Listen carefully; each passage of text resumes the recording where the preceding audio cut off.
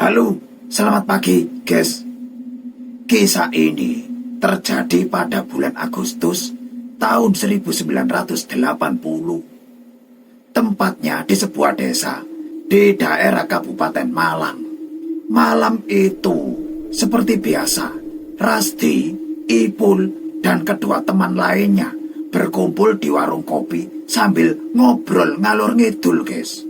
Pada waktu itu, jam sudah menunjukkan pukul 7 malam. Di sela-sela obrolan mereka, Ipul memberitahu, katanya di desa sebelah sedang ada acara dangdutan untuk memperingati hari kemerdekaan, guys. Nama desa itu adalah Desa Kucur. Kabar itu pun lalu disambut gembira oleh mereka, guys. Karena memang jarang sekali ada hiburan di sana.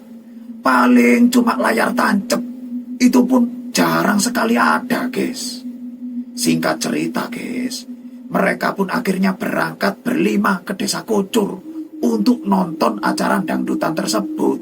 Rencananya sambil nonton dangdutan, siapa tahu kalau dapat gebetan gitu, guys. Sambil nyelam minum air. Jarak dari rumah Rasti ke Desa Kucur itu sebenarnya cukup jauh, guys. Kondisi jalannya waktu itu gelap sekali. Karena di kampung itu pada tahun 80-an rumah masih jarang, guys, dan belum dialiri listrik. Setelah melewati perjalanan yang sangat melelahkan, mereka pun akhirnya sampai, guys. Suasana di lokasi itu sangat ramai. Lelah mereka pun terobati, guys.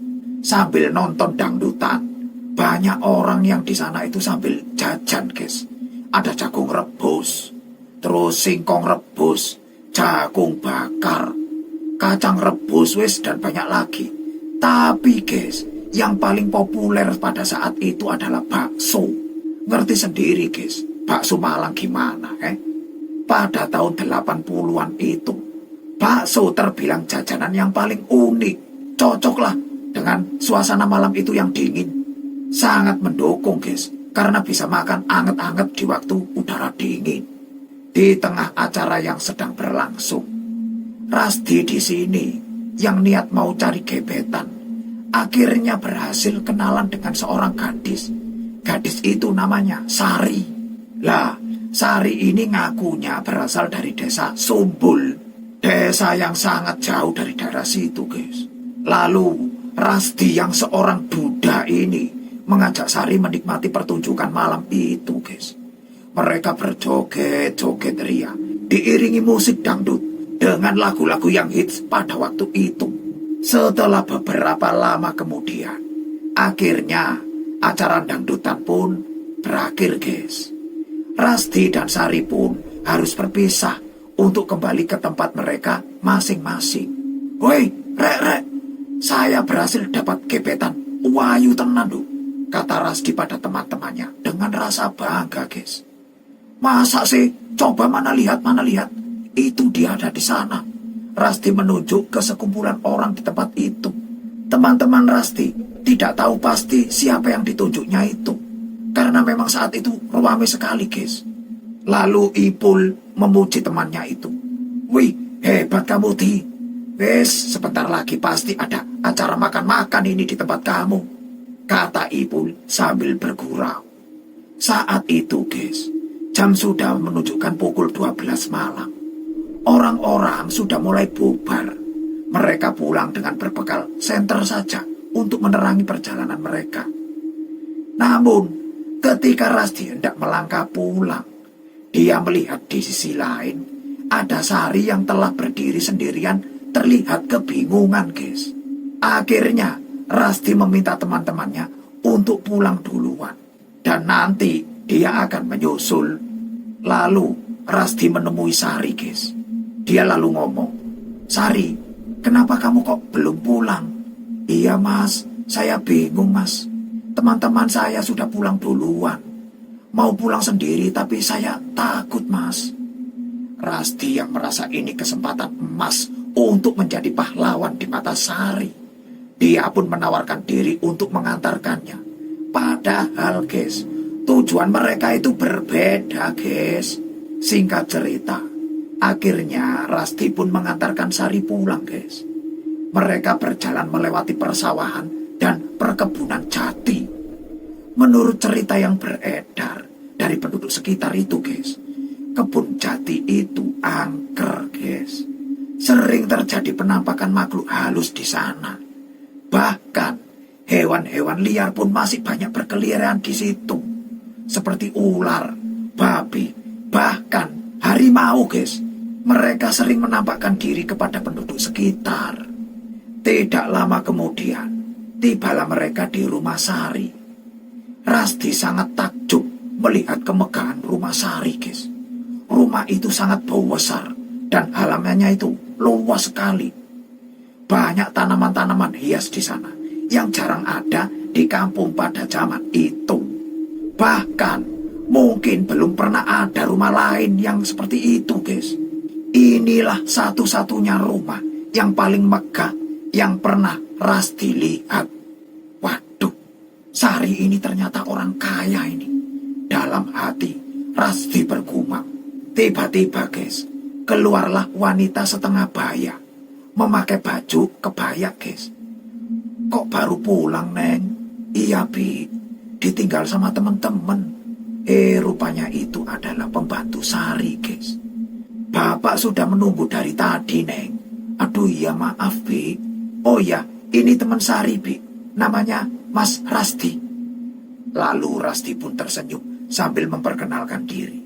Ayo, masuk dulu, Mas. Ajak Sari. Meski sedikit ragu, guys, namun Rasti pun mengikuti langkah Sari dari belakang. Setelah pintu terbuka, Rasti semakin takjub melihat kondisi rumah yang begitu mewah, guys. Semua barang-barang di sana tertata rapi di setiap tempatnya. Bersih, guys, mengkilap. Dan sudah pasti, guys, itu barang-barang mahal. Lalu dia melihat langit-langit, guys. Rumah itu dihiasi lampu-lampu hias yang sangat indah dan mewah. Belum habis ketakjuban Rasti, tiba-tiba Rasti dikagetkan oleh suara seorang laki-laki yang menyapanya dari belakang. Selamat malam. Rasti langsung noleh. Di belakangnya tepat berdiri seorang laki-laki yang gagah tegap dengan pakaian mewah seperti juragan, guys. Penduduk biasa tidak ada yang memakai baju seperti itu. Laki-laki itu semakin berwibawa dengan busananya, guys. Malam juga, Pak, ucap Rasti yang masih agak terkejut. Rasti merasa heran. Dari mana asalnya laki-laki ini? Kok tiba-tiba sudah berada di belakangnya? Lalu Sari ngomong, maaf, Pak, Sari kemalaman. Untung saja ada Mas Rasti yang mau mengantar Sari. Oh, ternyata itu adalah ayah Sari, pikirnya Rasti. Lalu ayah Sari cuma tersenyum saja sambil mengangguk-angguk gini. Lalu Rasti pun dipersilakan duduk di kursi yang empuk. Dan kursi itu dipenuhi ukiran-ukiran yang sangat indah. Setelah berbincang dengan ayahnya Sari, Rasti pun diajak makan bersama. Sebagai ucapan terima kasih karena sudah mengantar anaknya pulang. Rasti yang saat itu merasa lapar, guys, tanpa ragu-ragu lalu menerima ajakan makan itu. Hidangan yang disediakan begitu mewah dan enak-enak, guys. Rasti dijamu begitu istimewa malam itu. Singkat cerita, setelah selesai makan, Rasti pun pamit pulang karena sudah larut malam, guys. Tapi ayah Sari saat itu meminta Rasti untuk bermalam saja karena Rasti merasa sangat kekenyangan, guys, dan nyalinya pun ciut jika harus pulang sendiri untuk melewati perkebunan jati yang angker itu. Akhirnya Rasti pun menerima tawaran itu. Sari, tolong antarkan Rasti ke kamarnya, pinta ayah Sari. Sari pun mengantar Rasti ke kamar tamu, guys. Setelah sampai di kamar itu, Sari mempersilahkan Rasti untuk beristirahat. Lalu Sari pun pergi. Rasti lalu membaringkan tubuhnya sambil memperhatikan sekeliling kamar ini, guys. Itu adalah kamar terindah terindah yang pernah dia tempati, guys. Kasurnya empuk dan penuh ukiran di setiap sudutnya. Lampunya tidak terlalu terang, guys. Cocok kalau untuk pengantin baru. Karena mungkin kecapean dan kekenyangan, Rasti pun akhirnya terlelap. Tiba-tiba, guys, di tengah malam, dia terbangun. Dia dikagetkan oleh Sari yang sudah berada di sampingnya. Saat itu Sari menggunakan gaun warna putih tipis, guys. "Sari, kamu ngapain di sini?"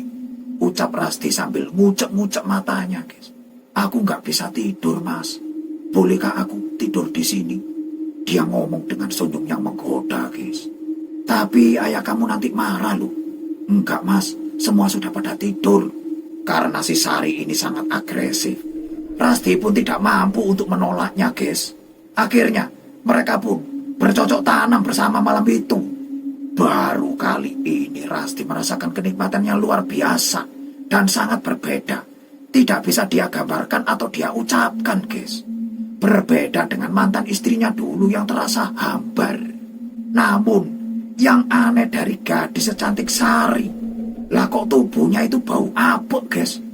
Seperti bau kebo.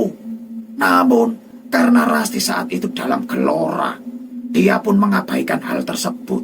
Sekian lama mereka bercocok tanam, Rasti merasa staminanya terkuras habis. Berbeda dengan Sari yang tidak terlihat kelelahan sedikit pun, guys. Bahkan sepertinya Sari ini masih bersemangat. Sedangkan Rasti, guys, sudah loyo, lemes, merasa tidak sanggup lagi. "Mas, ayo lanjut lagi, Mas," pinta Sari. "Dilanjut besok saja ya, saya sudah gak kuat ini." "Ya sudah, kalau gitu janji ya, Mas, besok." "Iya, iya." Setelah itu Sari pun lalu kembali ke kamarnya, guys. Kepergian Sari ini menyisakan bau apek, aroma yang sangat menyengat seperti bau kebo, guys. Rasti tidak habis pikir, guys. Gadis secantik dan sekaya Sari, lah kok tidak bisa merawat dirinya sehingga bau begitu. Lalu karena Rasti merasa sangat capek, Rasti pun akhirnya kembali terlelap. Keesokan harinya, guys, Rasti terbangun setelah hari mulai siang. Ketika bangun, guys, Rasti kaget bukan kepalang. Karena sekarang dia sudah tidak berada di rumah Sari yang mewah itu. Tapi dia sudah berada di bawah pohon bambu dan tertidur di antara semak-semak belukar, guys. Tepat di sebelahnya itu ada kubangan lumpur, seperti tempat berendamnya kawanan babi hutan. "Loh, di mana aku? Kenapa aku berada di sini?" Rasti tidak percaya dengan apa yang dilihatnya. Dia ngucek-ngucek matanya lagi, bahkan mencubit tangannya, guys, untuk memastikan kalau ini bukan mimpi. Tapi dia waktu nyubit terasa sakit. Berarti ini ternyata bukan mimpi, guys. Nyata, guys, nyata. Dalam kebingungan, Rasti berusaha keluar dari rimbunnya pohon bambu dan semak belukar. Tapi setelah keluar ya, ternyata dia itu berada di tengah hutan. Dan Rasti sendiri tidak tahu posisinya itu di sebelah mana. Rasti berusaha untuk berdiri, namun ambruk lagi dan lagi. Tubuhnya terasa sangat lemes, guys. Bahkan rasanya itu dari paha sampai ke kaki terasa lumpuh. Dengan susah payah Rasti lalu berjalan sempoyongan, guys. "Tolong, tolong," ucapnya lemah, sambil sesekali menoleh ke belakang, guys. Kemana Sari dan rumah mewahnya itu? Mereka seakan ditelan alam, tidak tersisa, tidak meninggalkan jejak sedikit pun. Rasti yang tubuhnya lemes kembali terjatuh, guys. Kali ini dia tidak bisa berbuat apa-apa, guys. Dia hanya bisa berteriak sebisanya, "Tolong, tolong," gitu, guys. Beruntunglah, guys, Rasti ini ditemukan oleh seseorang yang hendak mencari kayu bakar. Orang itu pun segera memberinya air minum, lalu menggendong Rasti keluar dari hutan ketakutan itu. Sesampainya di rumah, keluarga dan teman-temannya itu terkejut melihat kondisi Rasti. Sebelumnya itu, Rasti dinyatakan hilang selama 3 hari sejak malam itu, guys. Warga mengira Rasti diculik makhluk halus yang berada di kebun jati angker tersebut. Mereka sudah mencari ke sana kemari, tapi tidak juga menemukan Rasti. Sejak saat itu, Rasti sakit, guys. Dia belum bisa berjalan ataupun berdiri.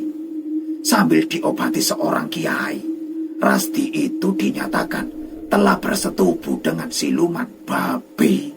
Rasti terkejut mendengar pernyataan itu. Dia merasa tidak percaya, guys.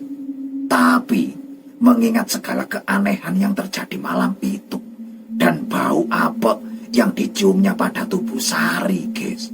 Akhirnya Rasti pun memilih percaya dengan pernyataan itu, bahwasanya dia telah menjadi korban siluman babi, guys.